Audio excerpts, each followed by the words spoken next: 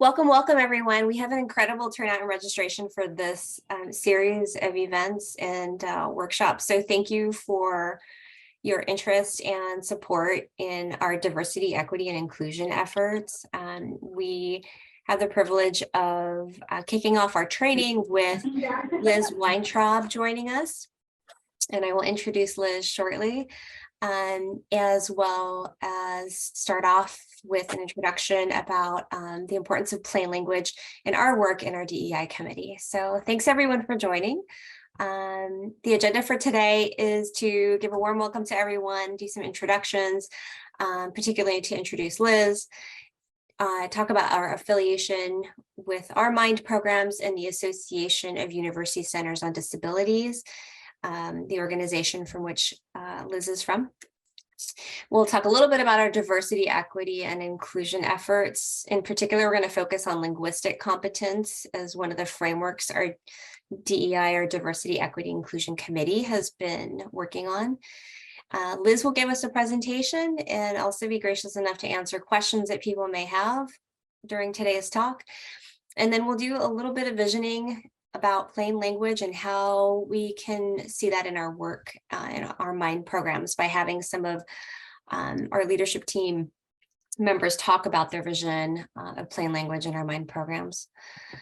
So first off, I'd like to introduce Liz. Liz has a very long history of leadership and self-advocacy, and she's held many board and advisory positions, both nationally, locally. She's a full-time member of AUCD's policy team, and she hosts Tuesdays with Liz, a Disability Policy for All, where she tries to make policies accessible in plain language so policy can be heard by all.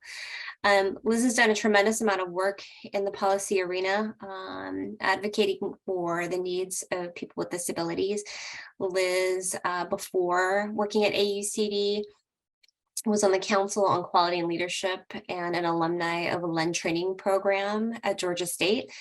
And she was a past chair of the Maryland Developmental Disabilities Council.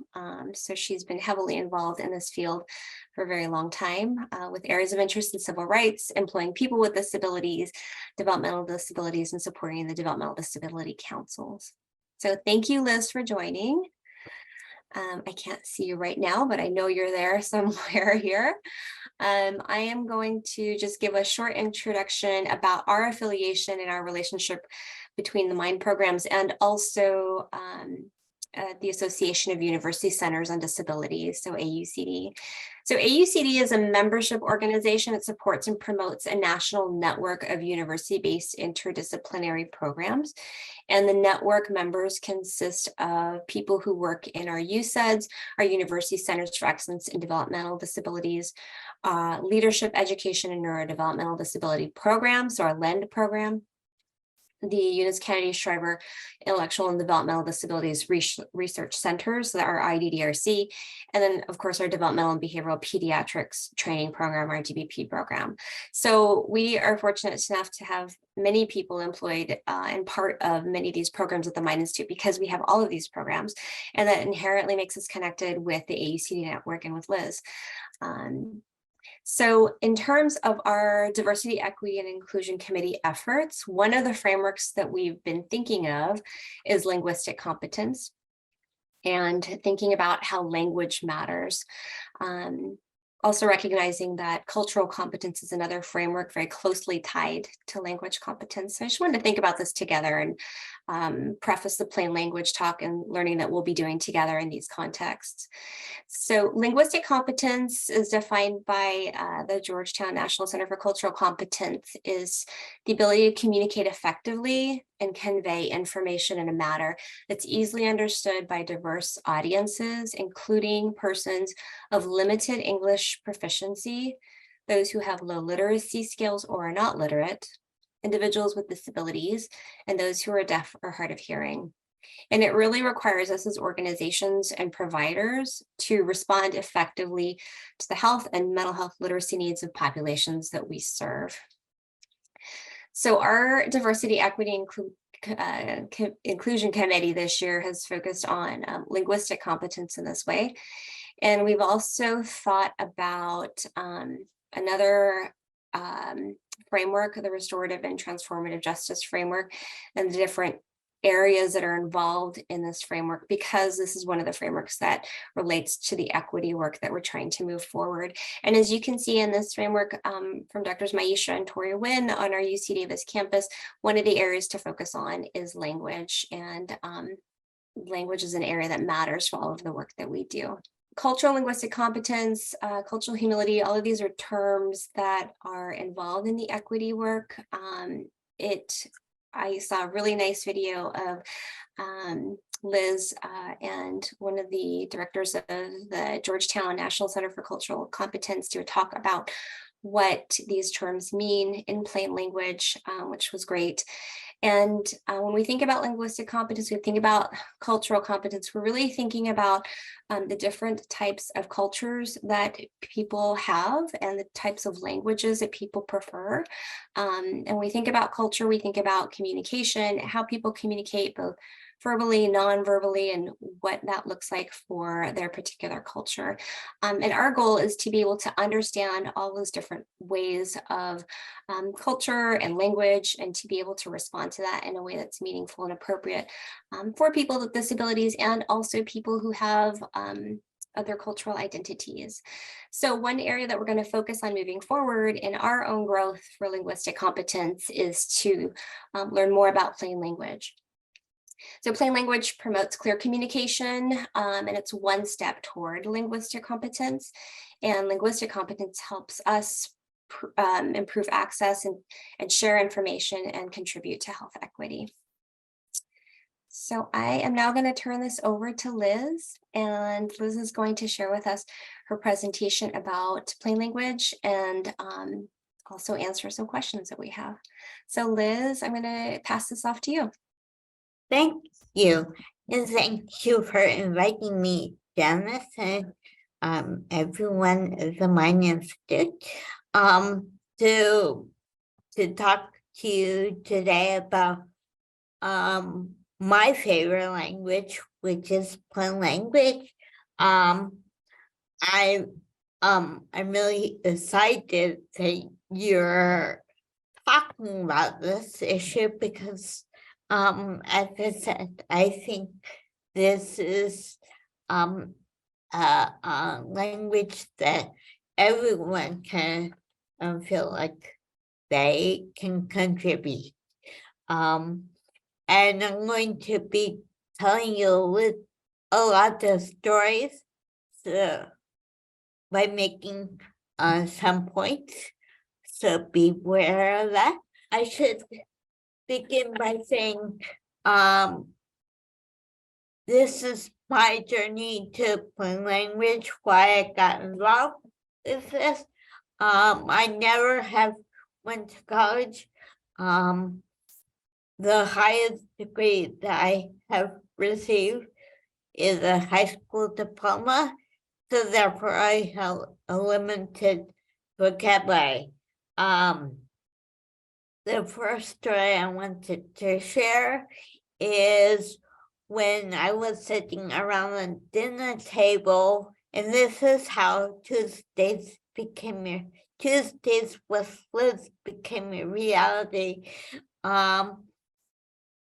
All the conversation was about policy and policy in the community and in the world and politics. My family might be strange, but I love them. And I never understood words like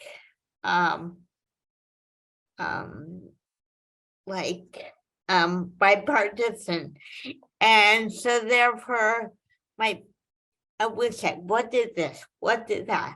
And my parents said, look it up in the dictionary. And a dictionary doesn't work for me. And so this is why plain language is so important. Because I can be included in the conversation. If you talk in plain language, or clear language, whatever people want to. Sometimes people say plain language, sometimes people say clear language. Then me and my friends can be included in the conversation. And I realized that that plain language isn't just for me. When Janice went over the words that you were talking about just a few minutes ago, I didn't understand any of that. And that made me feel kind of bad. This is the AUCD journey to plain language, and I don't think it's any different than my journey. AUCD is for all. It's for directors or directors with letters behind people's names. And I hope you know what I mean by that. Like PhDs or other kinds of letters, to members of the COLA, to members, my friends, for members of COLA. Some people might not understand those big words that Dennis was saying just a few minutes ago. And I'm using that as an example because it just happened. So therefore we form a advisory committee, and it was sorry about the COLA meant to say it stands for the Council on Quality and Leadership. The Council on Quality, the Council on Leadership and Advocacy. It's made up of families and self-advocates and people with disabilities. Sorry about that. I got confused sometimes when I talk fast. I say the wrong things by accident. But COLA stands for the Council on Leadership and Advocacy, and it's for people with disabilities and families. And it's made up of your CAC, people from your CACs, in different for different centers. And I'm assuming that the Money Institute has a CAC. Excuse me, this got in the way. So some people might not understand the big words, and so therefore we form an advisory committee to help AUCD develop a plan for using plain language. I think somebody from the Mind Institute was part of that. It's no longer we don't have the committee anymore because the plan has been created. Why is plain language important? It helps everyone understand what's going on. It helps everyone participate in the conversation. It helps everyone be connected to the conversation. And I like to say all means all.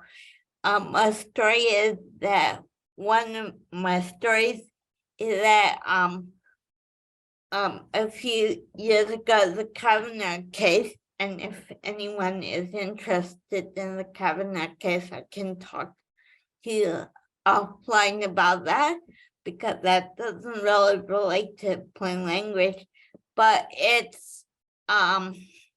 has a lot that case had a lot to do with people with disability, and when we wanted people to understand, and we developed a one-page plain language version of the case to help people to understand. And people on staffers on the Hill, Capitol Hill, were racing after us for that because it's quicker, rather than looking at a 10-page document around on the case. You can pick up one page, a plain language version of the case, and read it, and it was quicker for staffers who's in Capitol Hill. And guess what? Which version staffers enjoyed? You can put that in the chat if you're, but yeah, plain language, exactly, because it's quicker. One of my favorite saying is nothing about us without us, not only for plain language, but for other kinds of things. And just a point above this, and I'm assuming everyone can read, so I won't bore you with reading, but it takes time to include people with intellectual disability in the process. For example, we wrote a few years ago a plain language version of Medicaid Medicaid report. And if people with disability are not involved with this from step one, it's really impossible to do this work without a person without a disability, because how would you know? And if I can use you as an example, Janice, if Janice wrote a plain language version of the Medicaid report, and I trust that she knows how to put things in plain language, because I know that she has a good heart for herself. And she really wants to help me and my friends, but if I'm not involved, how will she know that I will understand what she's talking about? And the argument is that it takes time to do that. These are two examples of how you can create materials in plain language, and both of them work. Both of them are good. It depends on what you are working on. One is working with a person with an intellectual disability, such as myself. Read aloud, word by word, discuss each sentence and make changes, and it might take a couple of tries to get it right. This might take a week or 2 or 3 to work on it. And this is how we did the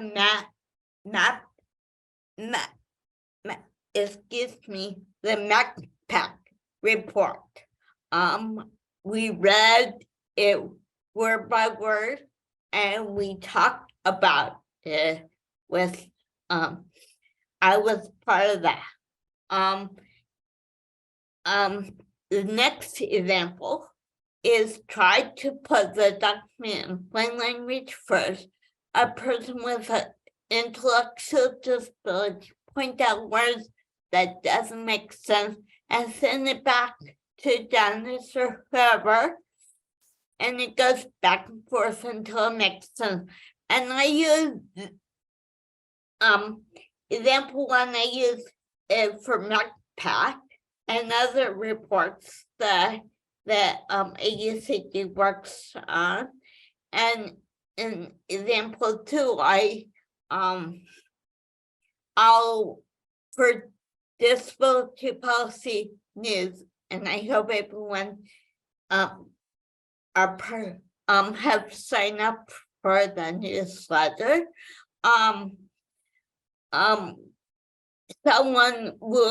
The editor will send me it in plain language, because there's a plain language section of that. I'll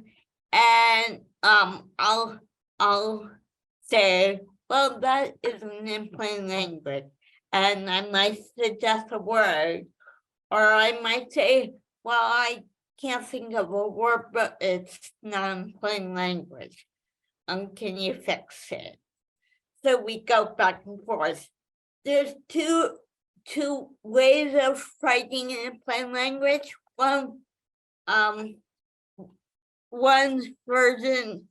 way is easy read, and that's made for people with this intellectual disability. It's clear and understandable, easy to understand.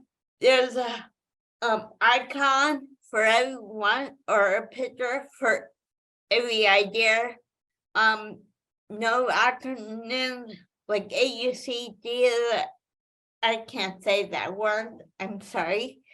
Acronym used, so you'll spell it out. The Association for University Centers on Disability, and you can read the rest. AUCD, the Autistic Self-Advocacy Network, which is a self-advocacy organization for people with autistic, use this a lot, this way a lot. This is plain language, and AUCD uses plain language. They're both the same. They're both okay. You can use either one. We just prefer to use plain language. There's you can use acronym, but no DD. It's because people don't know what DD means. Green Mountain Self-Advocates, which is the self-advocacy group in Vermont, and they have done a lot of research about accessible language. Talk about to use 14-point font, and I like to use Arial. And they have done a lot of research on plain language. But as I said, both are good, and whatever, it depends on who your audience is. We must invest in plain language.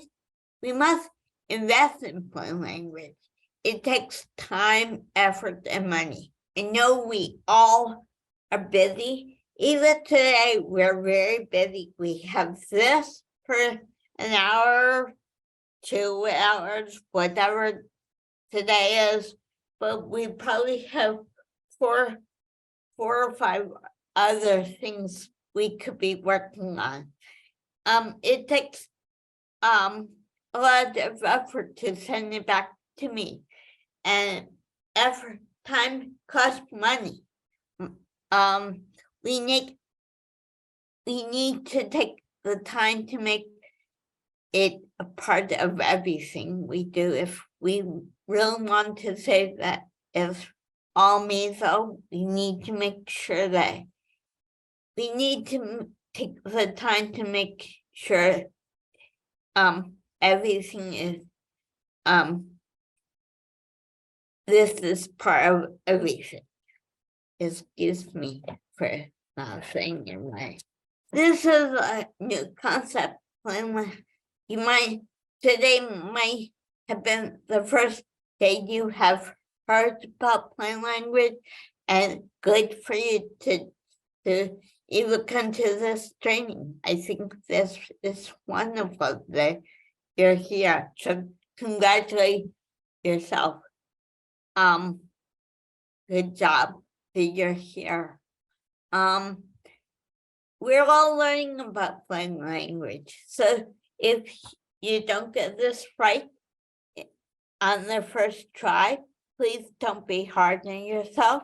It's not possible to put everything in plain language. We try, and I would like everything to be included in plain language, but as I'm learning in the policy arena, not everything is transferable. I'm sorry to say. So in that situation, explain it to me. Put it, would you means ...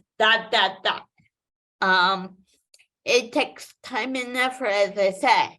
And I can't repeat that enough. It takes time and effort to do this in a way that we're all included, all, meaning from people with disability to people with directors, PhD candidates, everyone needs to be included.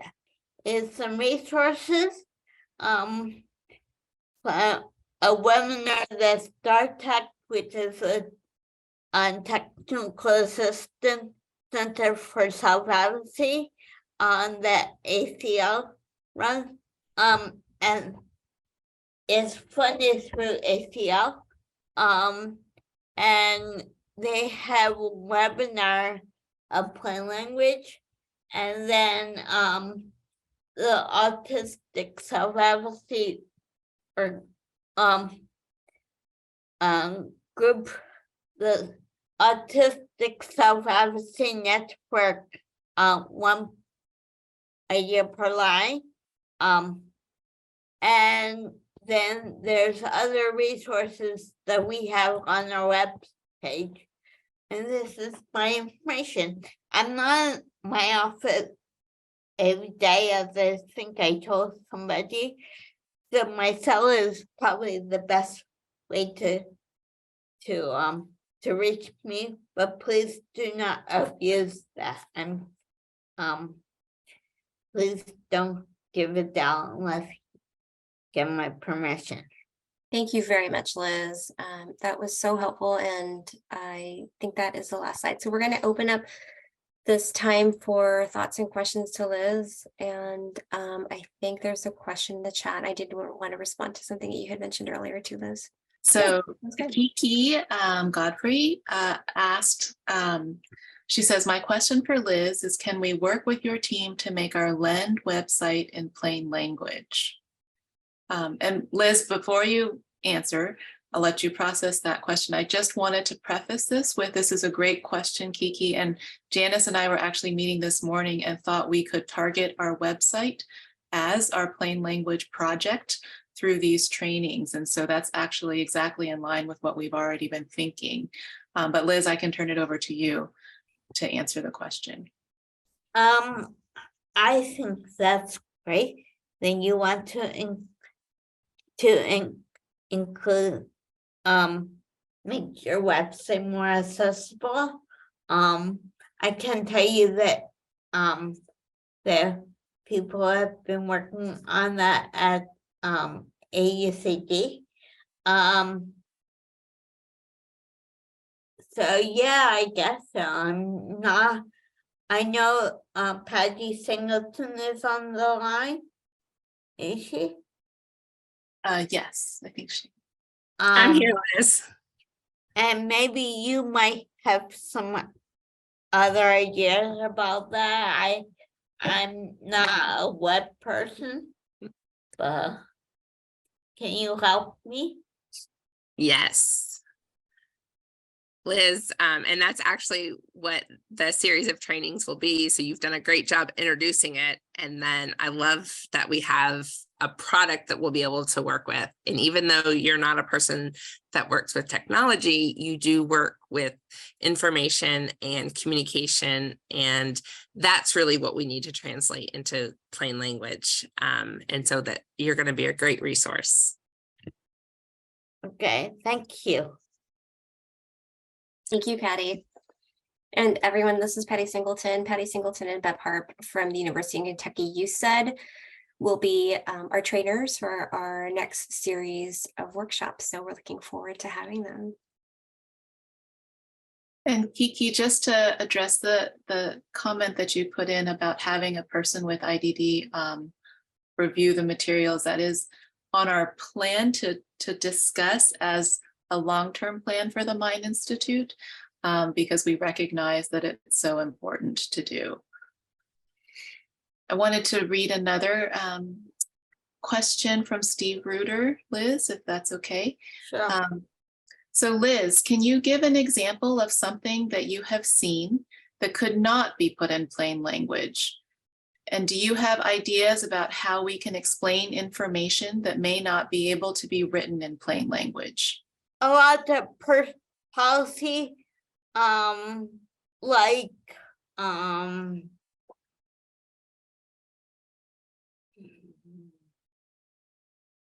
I can't think of something right now, but like,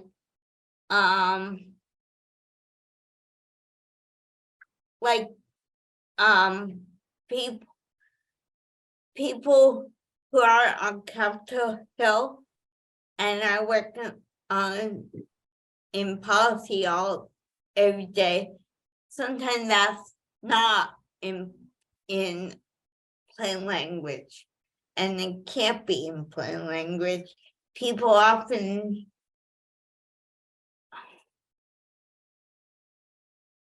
like, when I was testifying in the Kavanaugh hearing, I talked a lot about testimony. Well, that's not in plain language. And you just need,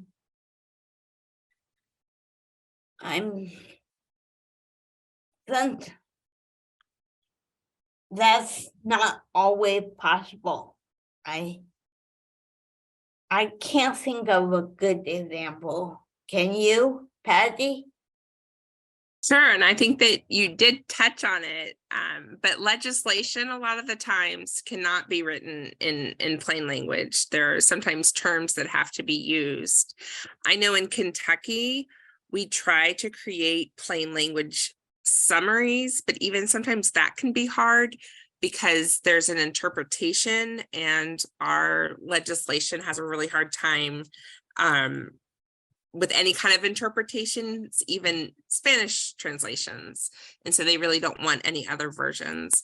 Another example, Liz, that we talk a lot about is when there are journal articles, and sometimes technical terms have to be used within the body of the journal, but maybe a plain language summary of why the research happened, who participated, and what the results were could be included. Yeah, and I just thought about we're in the appropriation season.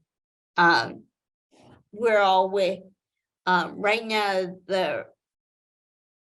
we call it appropriation season, where we ask for money from Congress, or at least Cindy Smith, who is our director of public policy, she can ask for money from Congress. And appropriation isn't a word that is in plain language. And so we just will try our best to explain that. Liz, by the way, there's a lot of nice comments in the chat thanking you for your presentation and saying how helpful it's been.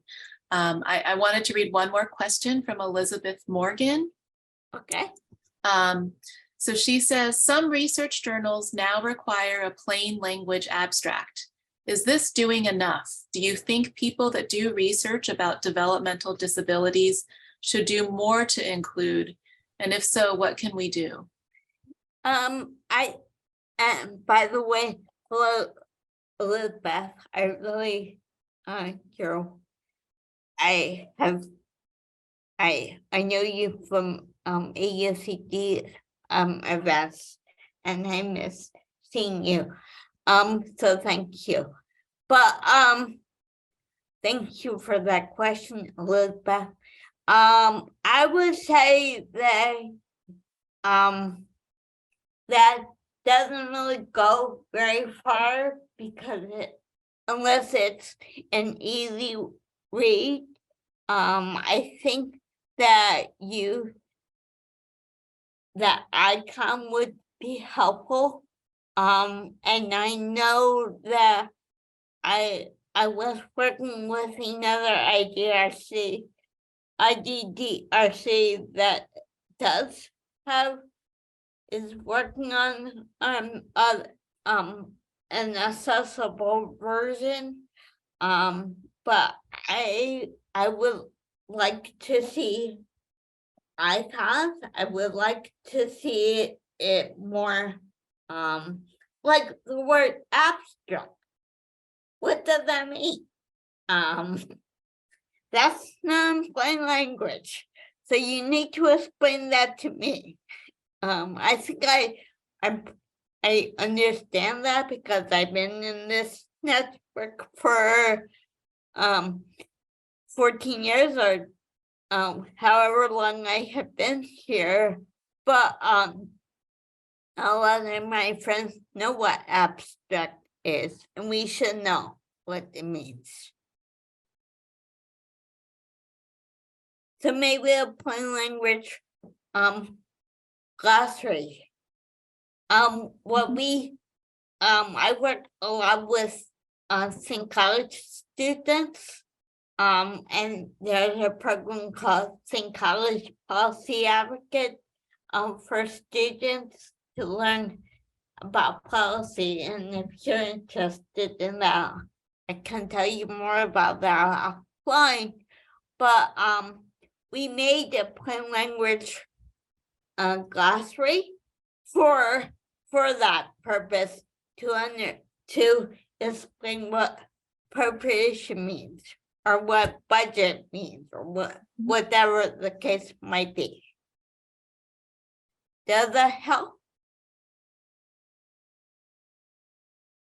Definitely. I think that's a great idea. Elizabeth says, thank you, Liz, for sharing. Very helpful. So nice to see you, and I miss seeing you too. So that's nice. So Natalie Orpisa is asking, where could we find the plain language glossary? It's on our website, aucd.org. We'll look for it. Liz, I just wanted to acknowledge, I appreciate your comment earlier about some of the initial introduction that I had provided, and appreciate that, I wanted to apologize that it made you feel bad. And I think that's part of the process of us and myself showing humility that I have lots to learn about plain language, which is why I wanted to be part of this training and organize it. And also recognize that there's lots of work we have to do moving forward to make sure that our language within our diversity efforts is also accessible and in plain language. So I appreciate that feedback and just wanted to offer that, and I'm happy to work to improve that. I wanted to also invite next some people who are involved in some of our areas at the Mind Institute. So Liz, we spoke about how plain language is important for our research, all of the community work that we do, our training programs, and our clinic. We have a large clinic where we serve a lot of patients and people. And I wanted to ask Liz, I know you've been involved in policy quite a bit. I wonder how plain language has been helpful for you in your own healthcare, and thinking about that, or in your own training in your LEND program and participation in the past. I wonder if you have any thoughts about that before I then ask some of the people at the Mind what they think about how we can use plain language. So how it can help me in my okay. In your own healthcare. Mhm.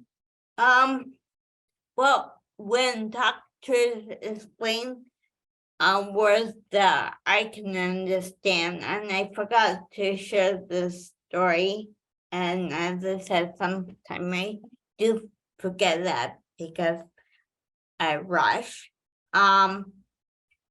But yesterday I was in the doctor's office and we were talking about something, and she said a word, like a word that began with O and something about bones or whatever, and I was like, what are you talking about? What is it? And she took the time to explain that to me. But sometimes when I'm the patient, and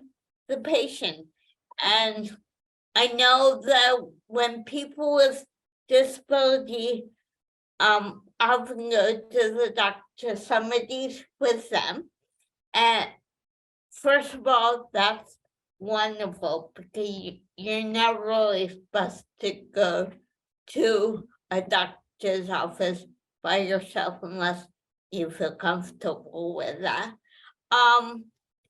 But and this happened to me last week. Somebody went, my mother and I went with me to a doctor's appointment, and sometimes the doctor will talk to me, and because sometimes they'll talk to my the other person because they'll talk what I call in doctor languages, and that's wrong. I'm the patient. I need to understand what's going on. I'm an adult. I'm over 21 years old, so I have the right to understand what's going on, even though I have a disability. And that's, so if you want me to be involved in my medical care by myself, then explain it to me in words that I can understand. Does it answer your question? That's really helpful. Thank you, Liz. You're welcome. I wanted to invite now some of the folks who are involved in a lot of our programming here at the Mind Institute and ask them a question or two next. And so I wanted to ask Christine. Christine, you've been working on plain language for quite some time in your research. And I wonder if you could share with us, after thinking more about plain language, how you've been using it, how will it be helpful for us in research moving forward? Then I'll invite Aubin to speak a little bit about community programs and how plain language will be helpful in community programming, as well as our training. And then if Dorcas and Scott could speak to how plain language could be helpful in our clinic, that would be great. So we'll start off with Christine. So great. Thanks, Janice. Thanks for the opportunity to talk about research. So I have been thinking about plain language for a while, and first in the context, there's several different contexts I think it will be helpful in research. And I started first in just using plain language to give back the results of the research findings to the participants and the people who are in the research study. So how do we explain our findings to them in a way that's accessible and understandable? But as I've been working more in this, I also see plain language as a really important recruitment and retention tool as well. So the more that we can use plain language to explain how we're doing research, why we're doing the research, the methods that we're using. It will help in bringing in more diverse research participants and keeping them in our studies as well, explaining our results and explaining what we're doing to them. I think it's just so important for everything, and it will just lead to better science all around. So very similar in everything Liz was saying, were all the reasons I think we've been wanting to do more plain language use. We have the words that we use, and as you try to put things in plain language, it becomes more clear in our clinical work and in our research and all the kind of things we do that we're so used to talking about. Most people in the world aren't used to talking about, or talk about them in different ways. And so I really think it's been a good way to build trust, to work on these things in plain language, not just for people with developmental disabilities, but anyone outside a clinical environment, outside an academic environment. And in our community groups, we really find that the communication is so much more impactful in our conversations when we use plain language. People feel much more empowered. And the research also shows, for example, in our Family Navigator program, our navigators spend a great deal of time explaining reports to families and what those mean, because a lot of the words just aren't things they've heard before. And there is research to show that if things are written in plain language, people have fewer questions, they're able to problem solve better, especially when they're in a stressful situation, like it might be after they're getting this report. And so not only will it help us empower families and empower community members, we're going to get fewer questions, and that's going to help us be able to use our time to support people better. So I've just found it's really helped me to realize how much of the language we use is really so unique to our setting, and the use of language that everyone can understand can really build so much trust and empower people to share information with us in a way that helps us more. Thank you, Aubin. I want to turn this to Dorcas to talk a little bit about training in clinic.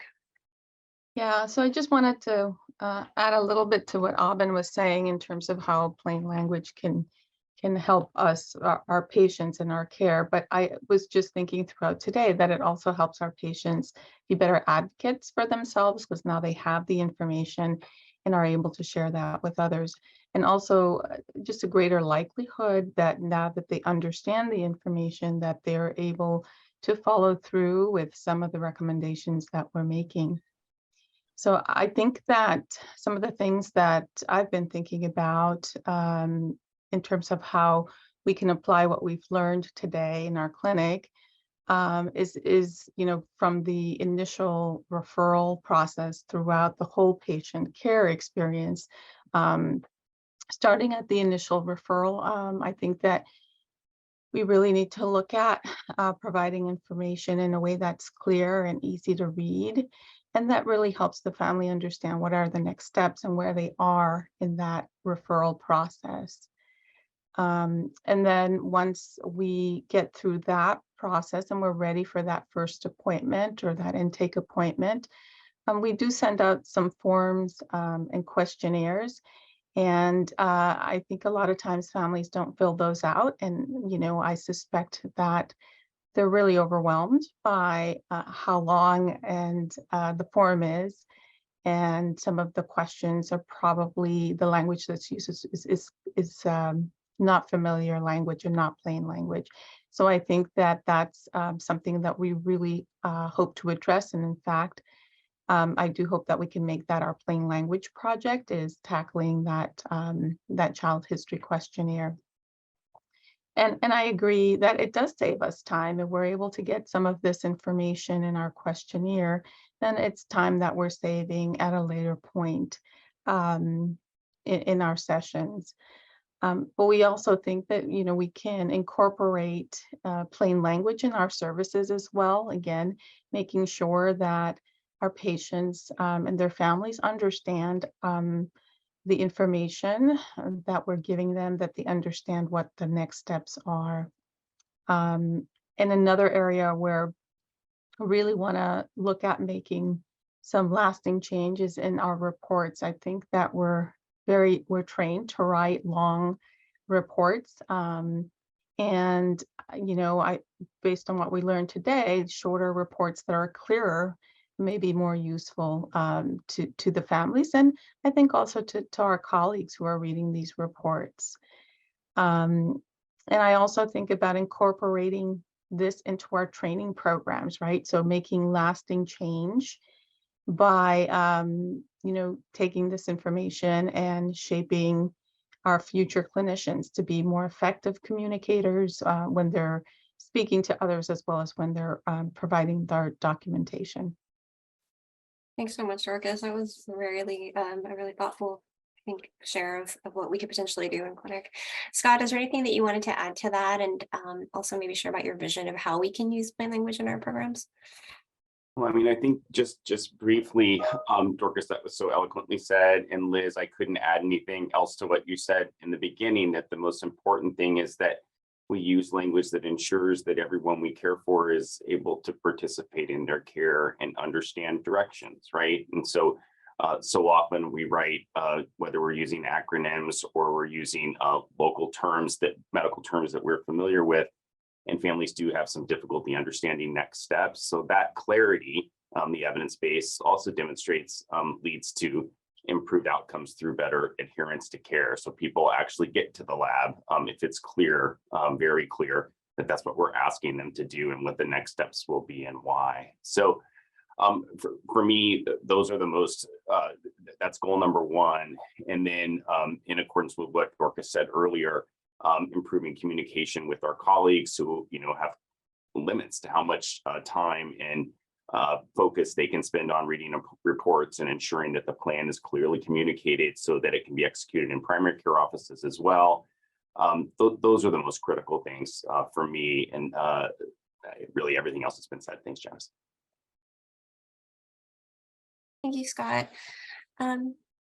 Christine, Alvin, or Dorcas, do you want to share any more about your vision of how we could use plain language moving forward? Part of envisioning what we do in our leadership and diversity work is creating that, right? So how could we potentially move this forward in the longer term? Well, no one's going to say something. I really feel like our vision for plain language involves building it. If we're using plain language, we're going to build trust, we're going to build collaboration and partnership, and we're going to empower the people that we work with in our community to participate with us, which is going to strengthen what we do, both using plain language in English and also culturally responsive translation and culturally responsive service provision, which requires partnering too. And so my hope is that all the suggestions people have talked about today, including having people with IDD on our team, intellectual and developmental disabilities on our team support us, will help us reach that vision.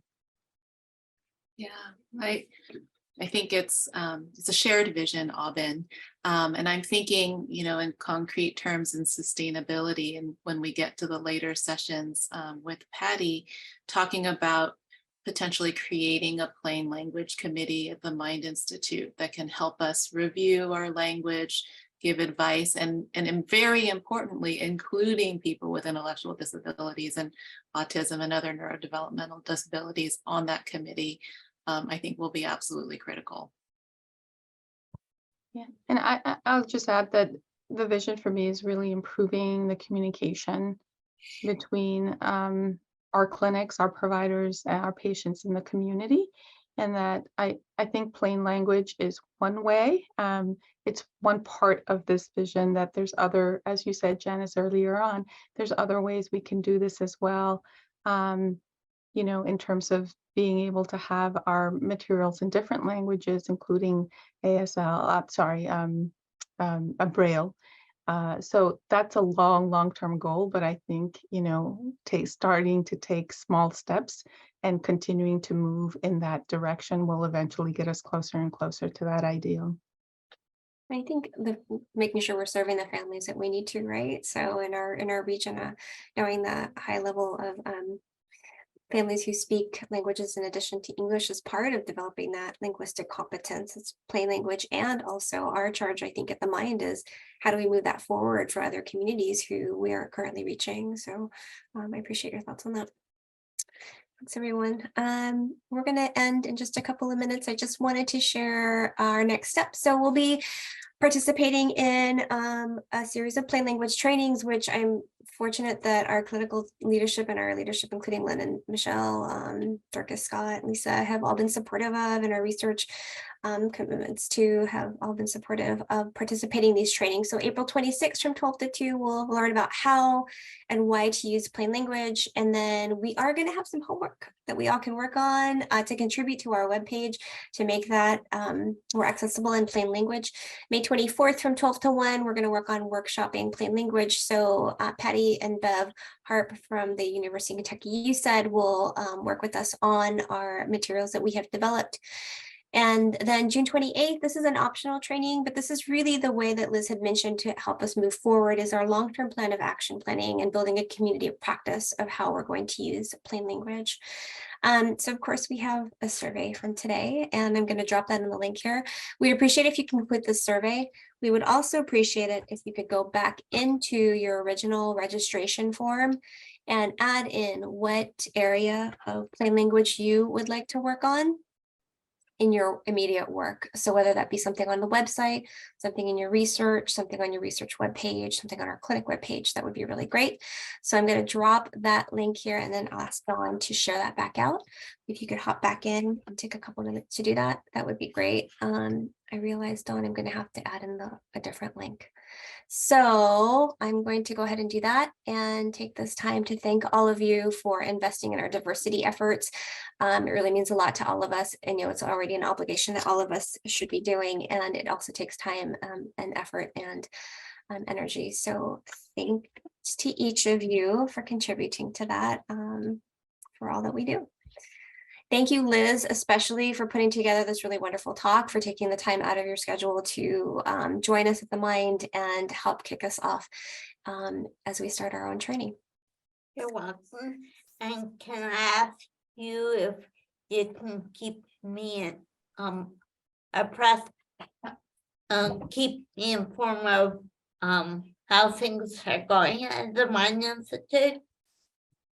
I'd be happy to do that. Thank you, Liz, and thank you to Patty. We look forward to learning from you and Bev in our next sessions.